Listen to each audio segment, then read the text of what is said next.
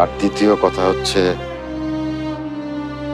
ওকে ক্ষমা করার কোনো এখতিয়ার এখন আর আমার নাই, না বাবা হিসেবে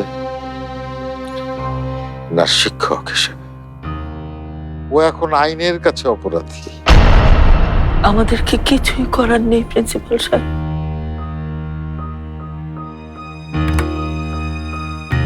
আচ্ছা,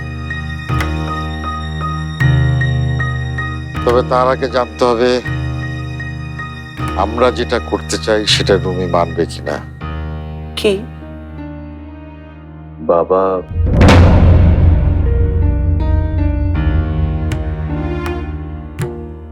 আমার সন্তানকে খুঁজে পেয়েছেন আপনি? পেয়ে থাকলে ভেতরে আসেন।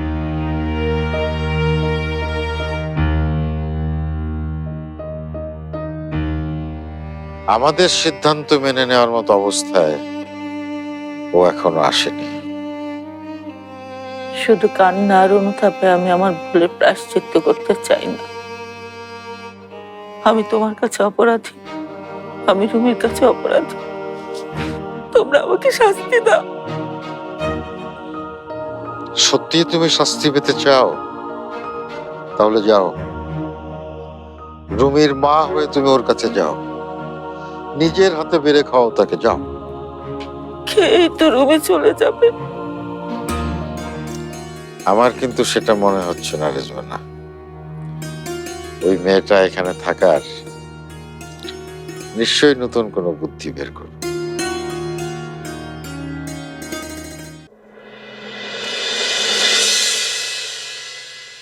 Thank you.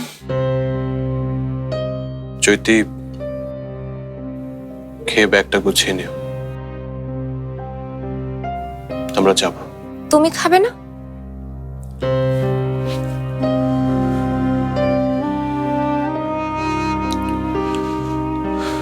খিদে নেই। রুমি, খাবার ফেলে যেতে নেই, খেয়ে নে। আমি তো ভেবেছিলাম আপনার হাতের স্পেশাল গুড়া মাছের চচ্চড়ি খাবো। রাতে করে দেব। দাঁড়িয়ে আছিস কেন? বস।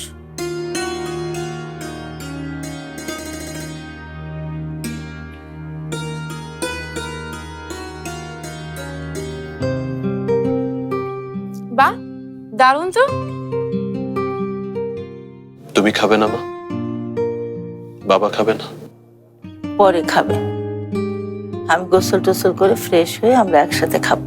আঙ্কেল খাবে না সেটা তো